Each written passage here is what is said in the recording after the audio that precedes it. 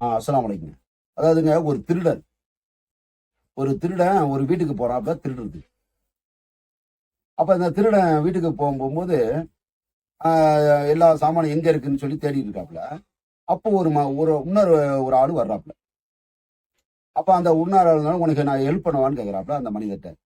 நீ உனக்கு ஏதாவது உனக்கு ஹெல்ப் வேணுமானோடனே எனக்கு செய்யுங்க ஹெல்ப் செய்யுங்க அப்படிங்கிறார். அப்ப அவர் சொல்றாரு அந்த இன்னொரு அதாவது இங்க ஒரு திருடன் வந்ததுக்கு அவர் என்ன சொல்றாரு, வச்ச பொருள்லாம் எனக்கு தெரியும், எந்தெந்த வீடு எந்தெந்த சாமான் எந்தெந்த இடத்துல இருக்குன்னு எனக்கு தெரியும், நான் சொல்லித் தர்றேன், நீங்க அதைப்படி நீங்க திருடுங்க. அதே மாதிரி வச்ச பொருள் எல்லாம் எந்தெந்த இடத்துல இருக்குன்னு சொல்லி அந்த திருடனுக்கு இவர் சொல்றாரு. அதே மாதிரி அந்த திருடன் எல்லா சாமானையும் எடுத்துடுறாரு. எடுத்துட்டு சாமானா மூட்டை கட்டிட்டு வெளியே வர்றாரு. வெளியே வந்தோடனே நீங்க பாதியை நீங்க எடுத்துக்கோங்க, ஏன்னா எனக்கு நீங்க உதவி பண்ணிருக்கீங்க, பாதியை நீங்க எடுத்துக்கங்கன்னு சொல்றாரு.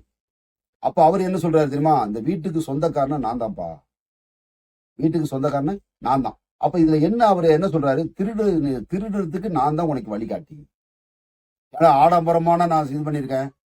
அப்ப நீ திருடுறதுக்கு நானும் ஒரு காரணமாக இருக்கிறேன். அப்ப இது ஒரு என்ன உணர்த்துது பாருங்களேன். அதாவது திருடருக்கு நம்ம வழி கொடுக்க கூடாது. இப்ப நிறைய இடங்கள்ல பாருங்க கொள்ளை அடிக்கிறாங்க. என்ன காரணம், வச்ச சாமான ஒழுங்காக அவங்க பராமரிக்கிறது கிடையாது. அதாவது பூட்டிட்டு 3 நாள் 4 நாள் போயிடுறாங்க. அப்ப திருடனுக்கு இவங்கள வழிகாட்டுற மாதிரி ஒரு சாமான, அதாவது ஒரு நகையோ ஒரு பணத்தையோ நம்ம வைக்கிறோம்டா அதுக்கு சேஃப்டியாக நல்லா பூட்டி பாதுகாப்பா வைக்கணும். அப்ப திருடனுக்கு நம்ம இடம் கொடுக்கும்போது என்ன செய்யறோம், நம்ம மேல தப்பு. திருடனை நம்ம குறை சொல்லக்கூடாது. நம்ம அழகான முறையில நம்ம எப்படி நம்ம நடக்கிறோமோ திருட்டு போவாது.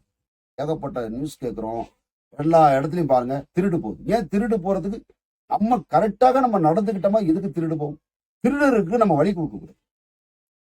அதாவது அந்த எப்படி சொன்னாரு, அந்த திருடன் வந்ததுக்கு இவர் உதவி பண்றாரு. அந்த கடைசியில அவருக்கு என்ன கேட்கிறாரு, உங்களுக்கு நான் பாதியை கொடுத்துறேன். அப்ப அவர் என்ன சொல்றாரு, நீ கெட்டு போலப்பா, நான் தான் உங்களை கெடுக்க வச்சோம். திருடருக்குள்ள அதாவது இருக்கப்பட்டவங்க என்ன செஞ்சிடறாங்க, கெடுத்துடுறாங்க. நம்ம எங்கேயாவது ஒரு பயணம் போறோமா, ஒரு ஆளை நியமிச்சுட்டு போகணும்.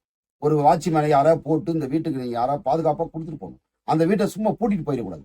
பூட்டிட்டு போனா ஒரு காலையில போனோமா, ஒரு நேரத்தை ஒரு 2 மணி 3 மணி நேரத்தை வந்துடணும். ஒரு 2 மணி நாள் ஆகும், 4 நாள் ஆகும்டா, ஒரு பாதுகாப்பா இல்ல சாமானெல்லாம் ஒரு பேங்க்ல வச்சுட்டு போயிடணும். ஏன்னா திருடருக்கு நம்ம வழி கொடுக்க கூடாது. இப்ப திருடர்கள்லாம் உலகத்துல அதிகமாயிட்டாங்க பாருங்க. நியூஸ் கேட்டு பாருங்க, எங்க பார்த்தாலும் திருட்டு போகுது. இந்த திருட்டு போறதுக்கு என்ன காரணம், அதாவது வீட்டை அழகான முறையில பூட்டிட்டு சேஃப்டியாக வச்சுட்டு போனா ஏங்க திருட்டு போகுது? நீங்க எங்கேயாவது ஒரு பயணம் போறீங்களா, பொருள்கள் எல்லாம் பத்திரம் பண்ணி சேஃப்டி பண்ணி இல்ல பேங்க்ல வச்சுட்டு போகும். அதாவது எப்பவுமே இறைவன் என்ன சொல்றான், நீ கவனமாக நடப்பா. முகமது நபி ஸல்லல்லாஹு அலைஹி வஸல்லம் என்ன சொன்னாங்க, நீ எப்பவுமே கவனத்தை மட்டும் இழந்துடாதேங்கிறாங்க. முகமது நபி ஸல்லல்லாஹு அலைஹி வஸல்லம் நீங்க வாழ்க்கை வரலாறு நீங்க படிச்சு பாருங்க. அதாவது சரியான ஒரு பசியோட இருக்காங்க, சாப்பிட்டு 3 4 நாளுக்கு மேல ஆகுது, எதிரிகள்லாம் பார்த்துட்டு இருக்காங்க. அப்போ முகமது நபி ஸல்லல்லாஹு அலைஹி வஸல்லம் என்ன செஞ்சாங்க, கம்பீரமா நடந்து போனாங்க, குதிச்சு போனாங்க. குதிச்சு போகும்போது கொஞ்ச தூரம் போயிட்டாங்க. சகாபாக்கள்லாம் கேட்டாங்க, யார சொல்லலாம், நீங்க ஒரு வித்தியாசமா நீங்க நடந்து வந்தீங்களே.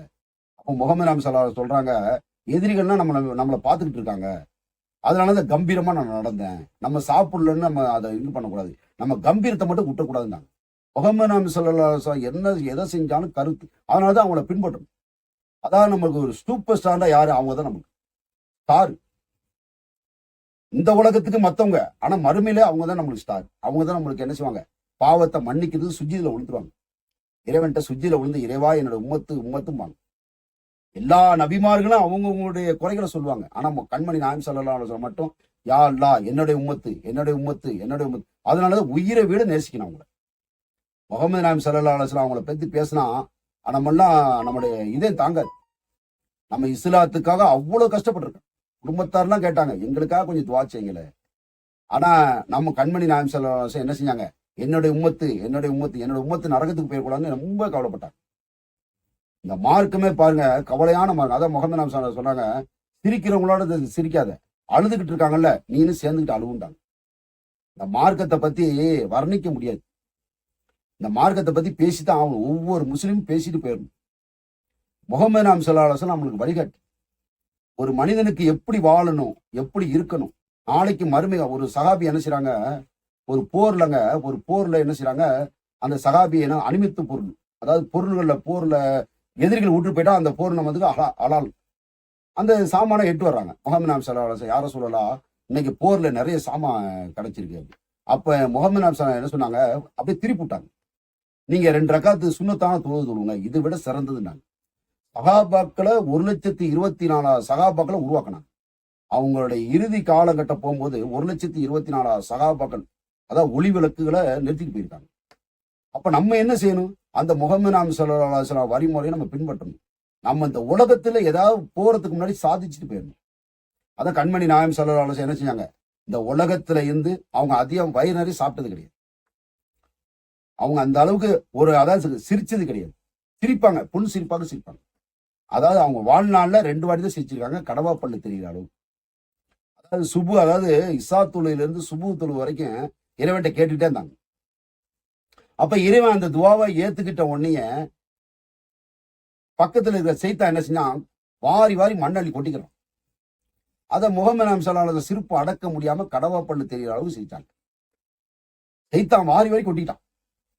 அதாவது முகமது நபி ஸல்லல்லாஹு அலைஹி வஸல்லம் கேட்ட துவாவை இறைவன் ஒப்பு கொண்டு விட்டானே அப்படின்னு என்ன, சைத்தான் பயங்கரமான விரோதி. அவனுக்கு நம்ம இடம் கொடுத்துடக்கூடாது. ஏதாவது ஓரளவு 100% 1% நம்ம வாழணும். அப்படி வாழும்போது என்ன ஆகுது, இறைவன் என்ன செய்யறான், மன்னிக்க கூடியவன் இறைவன். நம்ம இறைவன் இடத்துல என்ன செய்யணும், கொஸ்டின்ல வைக்கணும். நம்ம வீட்டு கஷ்டமா இருந்தாலும் சரி, என்ன கஷ்டமா இருந்தாலும் வீட்டு என்ன செய்யணும், இறைவா என்னை மன்னிச்சிரு, நான் செஞ்ச குற்றங்களை மன்னிச்சிருன்னு இறைவன்ட்ட கொஸ்டின் வைக்கணும். இறைவன் இருக்கிறனால நம்ம மேல அளவு கடந்த பெரியும். ஒரு தாயை விட 70 மடங்கு. முகமது நபி ஸல்லல்லாஹு அலைஹி வஸல்லம் சொன்னாங்க, நம்ம இறைவன் நம்ம மேல பாசம் வச்சுக்கான கொஞ்சம் நெஞ்ச பாசம் இல்லை, ஒரு தாயை விட 70 மடங்கு நம்ம மேல அன்பாக இருக்கிறான். அப்ப அந்த இறைவனுக்கு நம்ம என்ன செய்யணும், அழகான முறையில கட்டுப்பட்டு என்ன செய்யணும், இஸ்லாத்தை நம்ம எத்தி வைக்கணும். அதாவது ஜிப்ரீல் அலைஹிஸ்ஸலாம் முகமது நபி ஸல்லல்லாஹு அலைஹி வஸல்லம் அவங்கள்ட்ட வந்து சொல்றாங்க, நான் மண்ணை எண்ணிடுவேன், வானத்துல உள்ள நட்சத்திரத்தை எண்ணிடுவேன், அதாவது மரத்துல உள்ள இலை கொடி செடிகள் எல்லாம் நான் எண்ணிடுவேன். அல்லாஹ் ரசூலை பத்தி பேசுறாங்களே, இதுல உள்ள நன்மையை என்னால எண்ணவே முடியாது. முகமது நபி ஸல்லல்லாஹு அலைஹி வஸல்லம் அதான் 1,24,000 நபிமார்களும் இதுல உள்ள தார்பீது தெரிஞ்சு வச்சுதாங்க. காலையில போவாங்க வெள்ளை சட்டையோட, அப்படியே வீடு திரும்பி வருவாங்க, உடம்புலாம் தூசி அழுக்குமா இருக்கும். ஒவ்வொரு வீடு வீடா தட்டி சொல்லுவாங்க, இறைவன் லா இலாஹா இல்லல்லா ஏத்துக்கிறீங்க, நீங்க வெற்றி அடைஞ்சிருவீங்க. இந்த லா இலாஹா இல்லல்லா நீங்க ஏத்துக்கிட்டா நீங்க வெற்றி அடைஞ்சிருவான்னு ஒவ்வொரு நபிமார்களும் போய் சொன்னாங்க. அதே மாதிரி நம்மளும் என்ன செய்யணும், ஏதாவது நம்ம 100% ஒரு 2% 1% நம்ம செய்யணும். செஞ்சிட்டீங்க, நீங்க தான் அறிவு. அந்த அரசர் எப்படி வாழ்ந்தா இருப்பாரு, அந்த அரசர் 5 வருஷத்துல எவ்வளவு அறிவை யூஸ் பண்ணி அறிவோட என்ன செஞ்சாரு, அடுத்த ஒரு இடத்துக்கு போய் மறுபடியும் அரசராக வாழ்றாரு. அதே மாதிரி நம்ம என்ன செய்யணும், அறிவை யூஸ் பண்ணணும். அதனால இறைவன் என்ன சொல்றான், ஒரு 60-70 வாழ்க்கை தான் உனக்கு நான் கொடுத்துருக்கேன், இந்த வாழ்க்கையை நீ பயன்படுத்திக்க. நீ கோடான கோடி நரகத்திலே இருப்பா, சொர்க்கத்திலே இருப்பா, நீ எது வேணும் நீன முடிவு பண்ணி. இறைவன் என்ன சொல்றான், உனக்கு சொர்க்கம் வேண்டாம், அதுக்கு தகுந்த மாதிரி நீ நட, இல்ல உனக்கு நரகம் தான் வேண்டாம், உன் மனம் போன போக்குலே நட. அதனால இறைவன் சைத்தான்னு சொல்லிட்டான், கடைசி இடம் நீ தங்கு இடம் நரகம். சைத்தான்ற வழியில யாரு போறாங்களோ நிரந்தரமாக இருப்பாங்க அந்த நரகத்தில். பாருங்க, பெரிய பெரிய அரசர்களை பாருங்க, நபருங்கிற மண்ணை, பிரோனு, இப்படி ஒவ்வொரு நம்ம ஆதிமாத சத்தாரி இவெல்லாம் பெரிய பெருமடிச்சு அதான் வணங்கணும். அப்ப நபிமார்கள்லாம் கேட்டாங்க, நீ எப்படி இறந்து போனவங்கள உயிரை கொடு. அப்ப அவனால எதுவுமே பேச முடியாது. இந்த இறைவன் என்ன சொல்றான், என்ன வணங்கு, என்ன இடத்துல கேளு, நான் உனக்கு வச்சிருக்க சொர்க்கம். அஸ்ஸலாமு அலைக்கும்.